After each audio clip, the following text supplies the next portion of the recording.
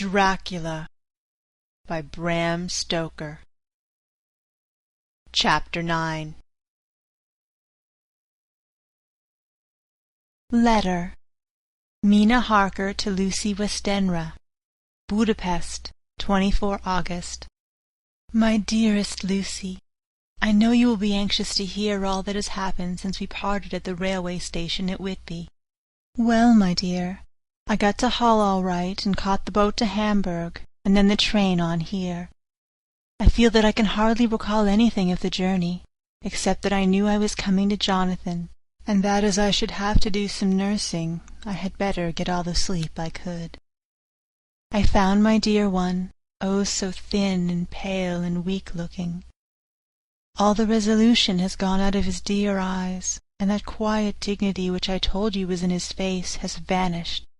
He is only a wreck of himself, and he does not remember anything that has happened to him for a long time past. At least he wants me to believe so, and I shall never ask.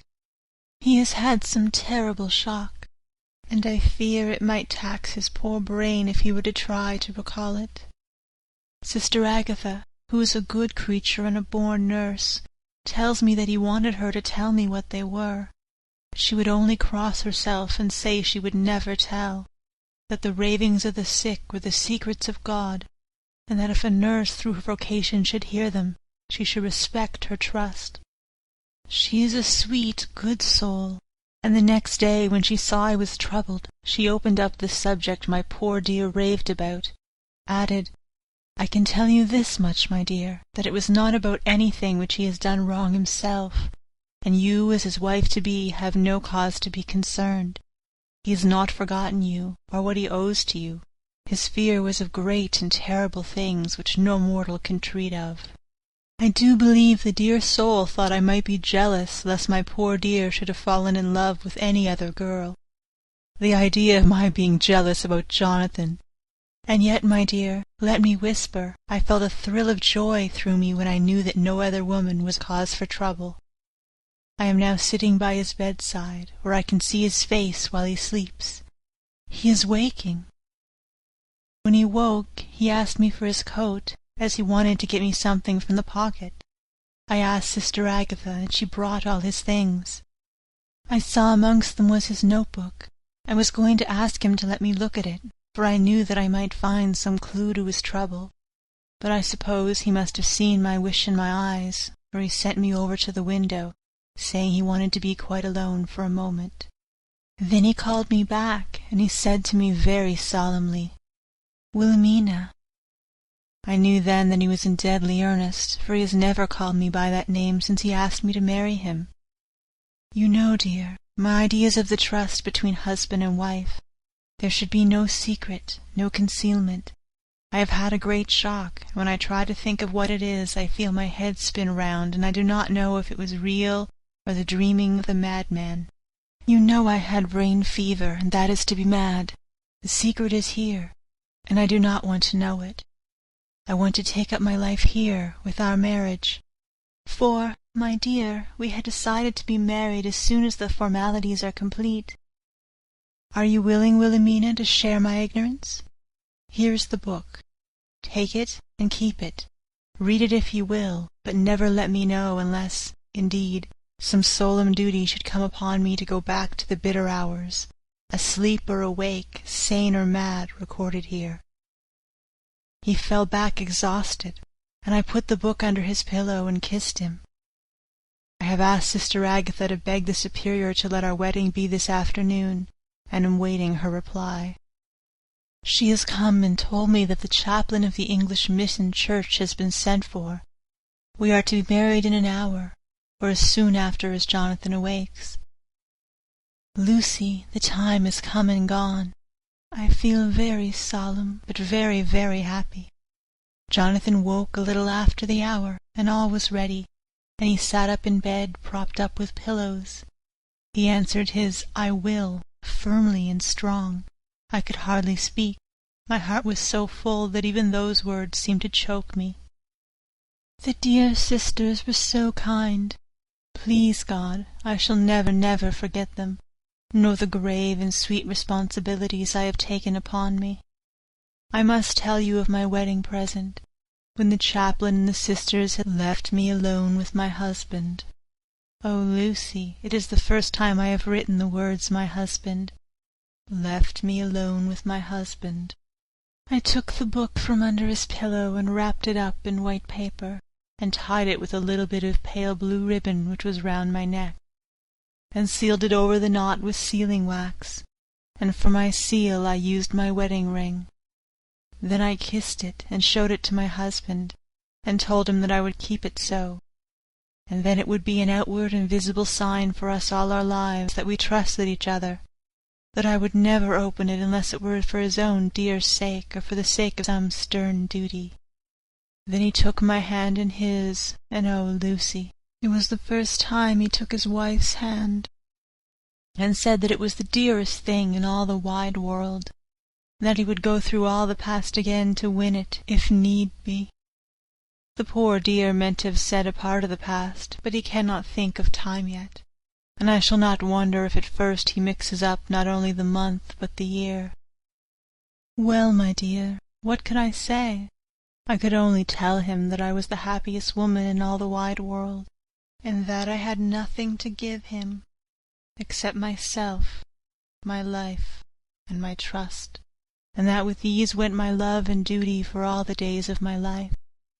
And, my dear, when he kissed me and drew me to him with his poor weak hands, it was like a solemn pledge between us.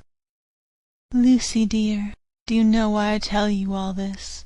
It is not only because it is all sweet to me, but because you have been and are very dear to me.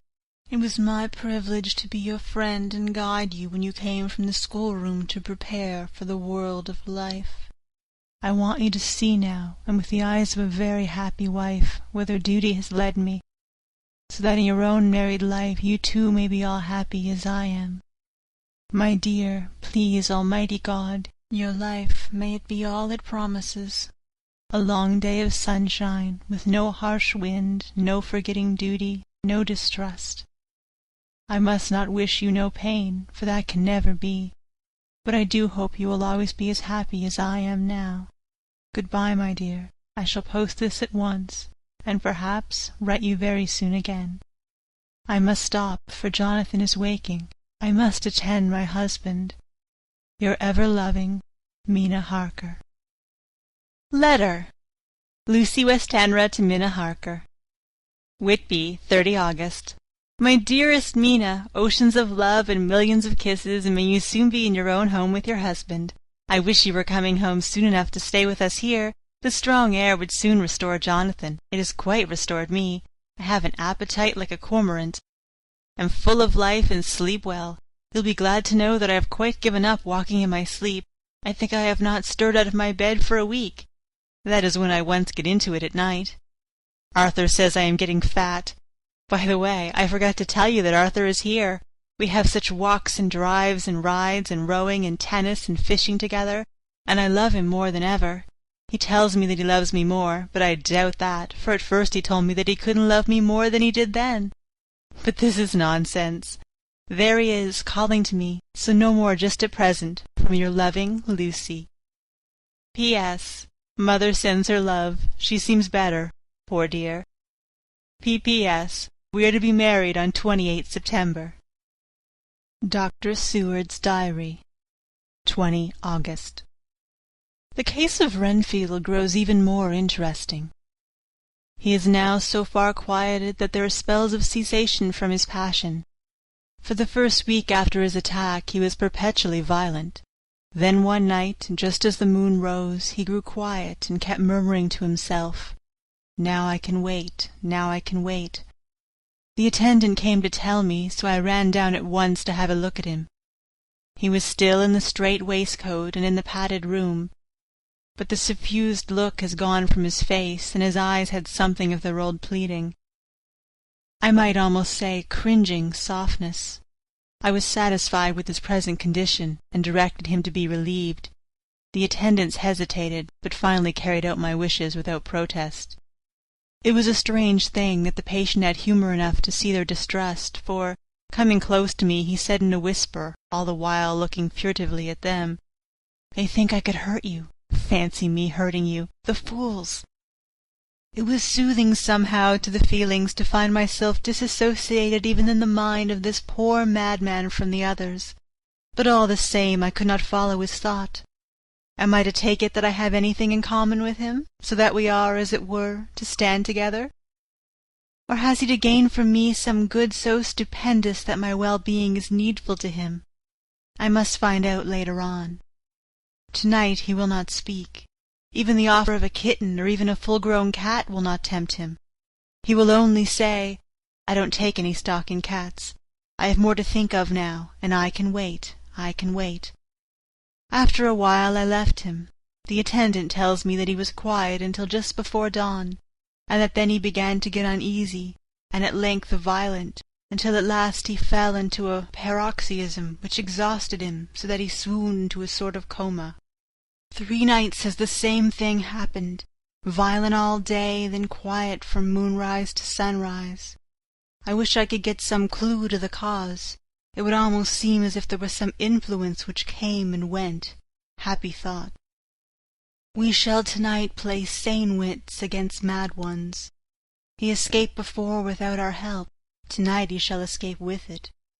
We shall give him a chance and have the men ready to follow in case they are required.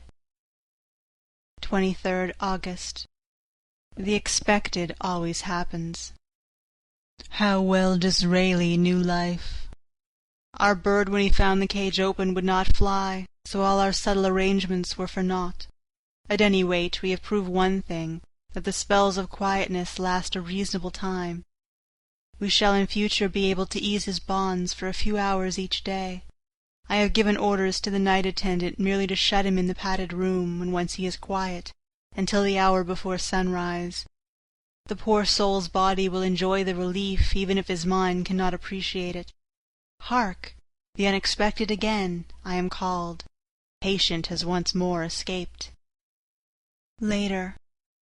Another night adventure. Renfield artfully waited until the attendant was entering the room to inspect. Then he dashed out past him and flew down the passage. I sent word for the attendants to follow. Again he went into the grounds of the deserted house, and we found him in the same place, pressed against the old chapel door. When he saw me he became furious, and had not the attendant seized him in time he would have tried to kill me. As we were holding him, a strange thing happened. He suddenly redoubled his efforts, and then as suddenly grew calm. I looked round instinctively, but could see nothing. Then I caught the patient's eye and followed it, but could trace nothing as it looked into the moonlight sky, except a big bat, which was flapping its silent and ghostly way to the west. Bats usually wheel about, but this one seemed to go straight on, as if it knew where it was bound for, or had some intention of its own. The patient grew calmer every instant, and presently said, "You needn't tie me. I shall go quietly." Without trouble we came back to the house. I feel that there is something ominous in his calm, and shall not forget this night. Lucy Westenra's Diary. Hillingham, 24 August.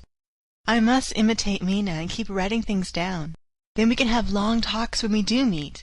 I wonder when it will be. I wish she were with me again, for I feel so unhappy. Last night I seemed to be dreaming again, just as I was at Whitby. Perhaps it is the change of air, or getting home again. It is all dark and horrid to me, for I can remember nothing. But I am full of vague fear, and I feel so weak and worn out. When Arthur came to lunch he looked quite grieved when he saw me, and I hadn't the spirit to try to be cheerful. I wonder if I could sleep in Mother's room tonight. I shall make an excuse to try. 25 August. Another bad night. Mother did not seem to take to my proposal. She seems not too well herself, and doubtless she fears to worry me. I tried to keep awake, and succeeded for a while, but when the clock struck 12 it waked me from a doze, so I must have been falling asleep. There was a sort of scratching or flapping at the window, but I did not mind it, and as I remember no more, I suppose I must have fallen asleep. More bad dreams. I wish I could remember them. This morning I am horribly weak. My face is ghastly pale, and my throat pains me. It must be something wrong with my lungs, for I don't seem to be getting air enough. I shall try to cheer up when Arthur comes, or else I know he will be miserable to see me so. Letter. Arthur to Dr. Seward. Albemarle Hotel, 31 August. My dear Jack, I want you to do me a favor. Lucy is ill. That is, she has no special disease, but she looks awful and is getting worse every day. I have asked her if there is any cause. I did not dare to ask her mother, for to disturb the poor lady's mind about her daughter in her present state of health would be fatal. Mrs. Westenra has confided to me that her doom is spoken. Disease of the heart, though poor Lucy does not know it yet. I am sure that there is something preying on my dear girl's mind. I am almost distracted when I think of her. To look at her gives me a pang. I told her I should ask you to see her, and though she demurred at first, I know why, old fellow, she finally consented. It'll be a painful task for you, I know, old friend, but it is for her sake, and I must not hesitate to ask, or you to act. You are to come at lunch at Hilling tomorrow. 2 o'clock, so as not to arouse any suspicion in Mrs. Westenra, and after lunch Lucy will take an opportunity of being alone with you. I am filled with anxiety, and I want to consult with you alone as soon as I can after you have seen her. Do not fail. Arthur. Telegram. Arthur Holmwood to Seward. 1 September. Am summoned to see my father, who is worse. Am writing. Write me fully by tonight's post to ring. Wire me if necessary. Letter. From Dr. Seward to Arthur Holmwood. 2 September. My dear old fellow, with regard to Miss Westenra's health, I hasten to let you know at once that in my opinion there is not any functional disturbance or any malady that I know of. At the same time I am not by any means satisfied with her appearance. She is woefully different from what she was when I saw her last. Of course you must bear in mind that I have not had the full opportunity of examination such as I should wish. Our very friendship makes a little difficulty which not even medicinal science or custom can bridge over. I had better tell you exactly what happened, leaving you to draw, in a measure, your own conclusions. I shall then say what I have done and propose doing. I found Miss Westenra in seemingly gay spirits. Her mother was present, and in a few seconds I made up my mind that she was trying all she knew to mislead her mother and prevent her from being anxious.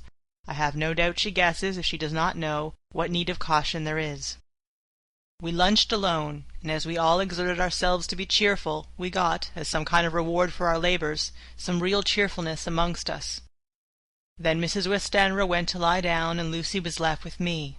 We went into her boudoir. Until we got there her gaiety remained, for the servants were coming and going.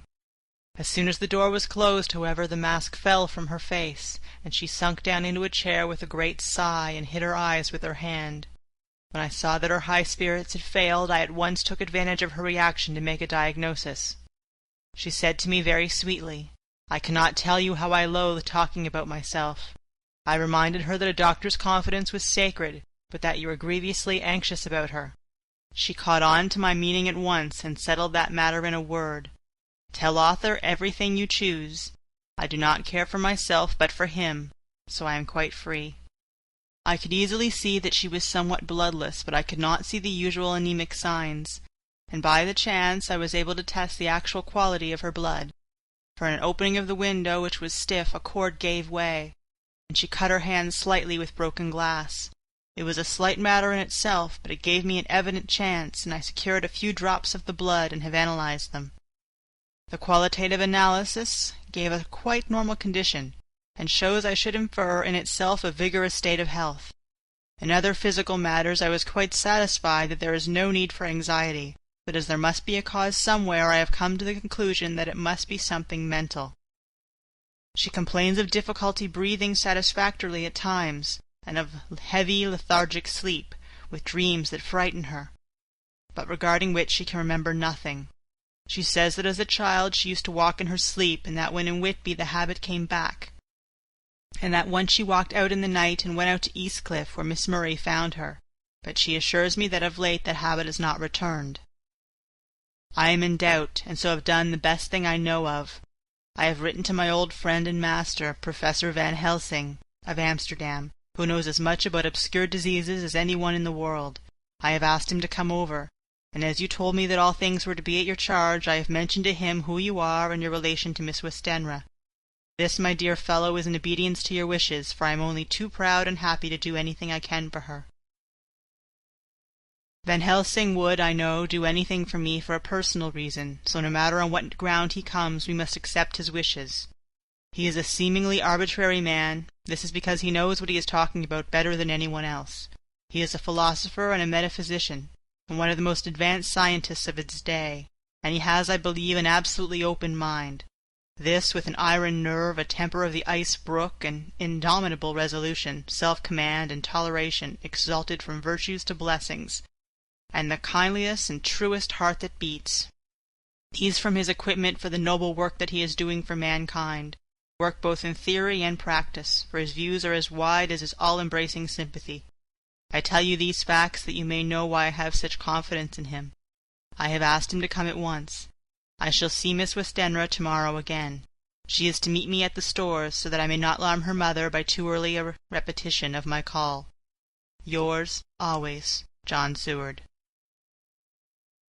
Letter. Abraham Van Helsing, M.D., D.Ph., D.Lit., etc., etc., to Dr. Seward. 2 September. My good friend, when I received your letter I am already coming to you. By good fortune I can leave just as once, without wrong to any of those who have trusted me. Were fortune other, then it were bad for those who have trusted, for I come to my friend when he call me to aid those he holds dear. Tell your friend that when time you sucked from my wound so swiftly the poison of the gangrene from that knife that our other friend, too nervous, let slip, you did more for him when he wants my aids, and you call for them, than all his great fortune could do. But it is pleasure added to do for him, your friend, it is you that I come. Have near at hand, and please it so arrange that we see the young lady not too late on tomorrow, for it is likely that I may have to return here that night. But if need be I shall come again in 3 days, and stay longer if it must. Till then, good-bye, my friend John. Van Helsing. Letter. Dr. Stewart to Honourable Arthur Holmwood. 3rd September. My dear Art, Van Helsing is come and gone. He came on with me to Hillingham, and found that by Lucy's discretion her mother was lunching out, so that we were alone with her. Van Helsing made a very careful examination of the patient. He is to report to me, and I shall advise you, for of course I was not present all the time. He is, I fear, much concerned, but says he must think. When I told him of our friendship and how you trust me in the matter, he said, "You must tell him all you think. Tell him what I think, if you can guess it, if you will. Nay, I am not jesting. There is no jest but life and death, perhaps more." I asked what he meant by that, for he was very serious. This was when we had come back to town, and he was having a cup of tea before starting on his return to Amsterdam. He would not give me any further clue. You must not be angry with me, Art, because his very reticence means that all his brains are working for her good. He will speak plainly enough when the time comes, be sure. So I told him I would simply write an account of our visit, just as if I were doing a descriptive special article for the Daily Telegraph. He seemed not to notice, but remarked that the smuts of London were not quite so bad as they used to be when he was a student here. I am to get his report tomorrow if he can possibly make it. In any case, I am to have a letter. Well, as to the visit, Lucy was more cheerful than on the day I first saw her, and certainly looked better. She had lost something of the ghastly look that so upset you, and her breathing was normal. She was very sweet to the professor, as she always is, and tried to make him feel at ease, though I could see the poor girl was making a hard struggle for it. I believe Van Helsing saw it too, for I saw the quick look under his bushy brows that I knew of old. Then he began to chat of all things except ourselves and diseases, and with such an infinite geniality that I could see poor Lucy's pretence of animation merge into reality. Then, without any seeming change, he brought the conversation gently round to his visit, and suavely said, "My dear young miss, I have the so great pleasure because you are so much beloved. That is much, my dear. Even there that which I did not see. They told me you were down in the spirit, and that you were of a ghastly pale. To them I say, poof!" And he snapped his fingers at me and went on. "But you and I shall show them how wrong they are. How can he," and he pointed at me with the same look and gesture as that which he pointed me out in his class, on and rather after a particular occasion which he never fails to remind me of, know anything of a young lady's.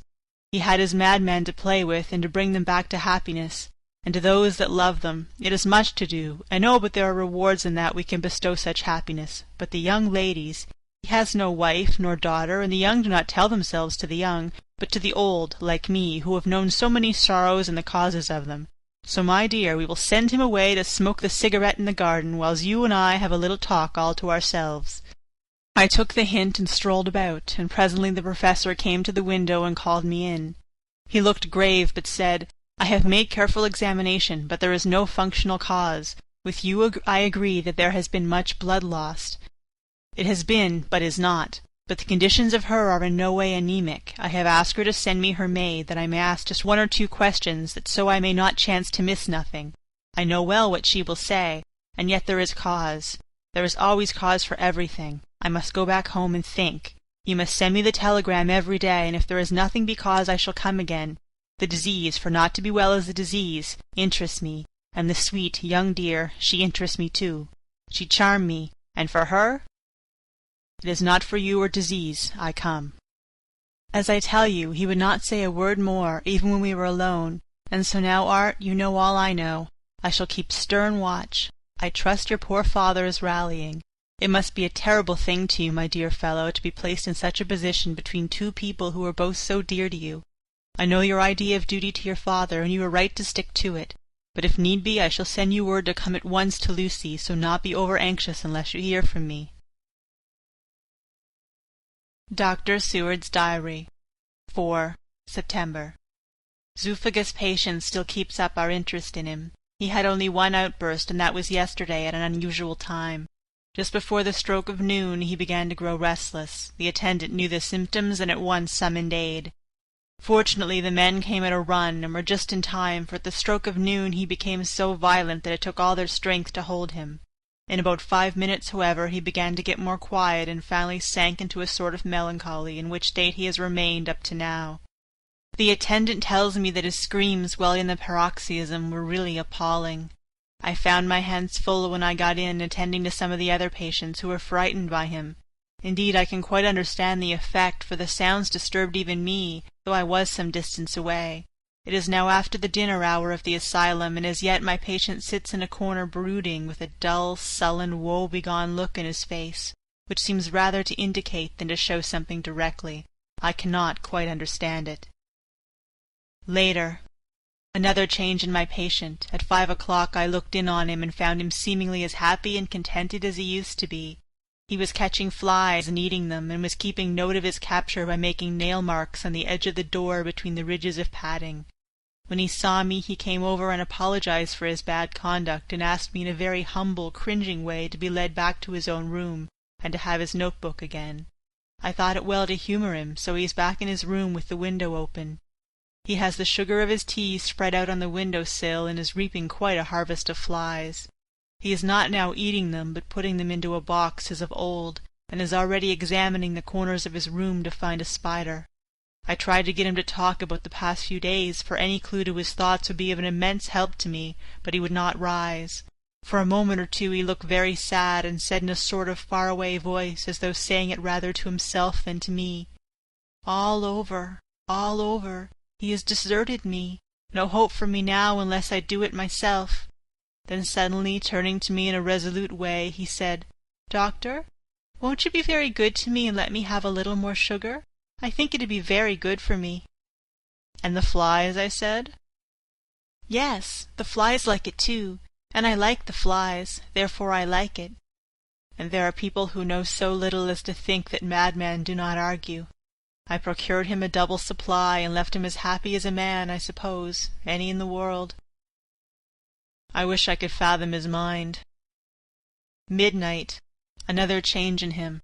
I have been to see Miss Westenra, whom I found much better, and has just returned, and was standing at our own gate looking at the sunset, when once more I heard him yelling. As his room is on the other side of the house, I could bear it better in the morning. It was a shock to me to turn from the wonderful smoky beauty of a sunset over London, with its lurid lights and inky shadows and all the marvellous tints that come on foul clouds even as on foul water, and to realize all the grim sternness of my own cold stone building, with its wealth of breathing misery, and my own desolate heart to endure it all. I reached him just as the sun was going down, and from his window saw the red disk sink. As it sank he became less and less frenzied, and just as it dipped he slid from the hands that held him, an inert mass on the floor. It is wonderful, however, with intellectual recuperative power lunatics have, for within a few minutes he stood up quite calmly and looked around him. I signalled to the attendants not to hold him, for I was anxious to see what he would do. He went straight over to the window and brushed out the crumbs of sugar. Then he took his fly-box and emptied it outside and threw away the box. Then he shut the window and, crossing over, sat down on his bed. All this surprised me, so I asked him, "Are you going to keep flies any more?" "No," said he. "I am sick of all that rubbish." He certainly is a wonderfully interesting study. I wish I could get some glimpse of his mind, or of the cause of his sudden passion. Stop. There may be a clue after all, if we can find why today his paroxysms came on at high noon and at sunset. Can it be that there is a malign influence of the sun at periods which affects certain natures, as at times the moon does others? We shall see. Telegram, Seward, London, to Van Helsing, Amsterdam. 4 September. Patient still better today. Telegram, Seward, London, to Van Helsing, Amsterdam. 5 September. Patient greatly improved. Good appetite, sleeps naturally, good spirits, color coming back. Telegram, Seward, London, to Van Helsing, Amsterdam. 6 September. Terrible change for the worse. Come at once. Do not lose an hour. I hold over telegram to Holmwood till I've seen you. End of Chapter 9. Recorded by Marla Diane. January 31st to February 7th, 2006. Pisgah West, Prince Edward Island.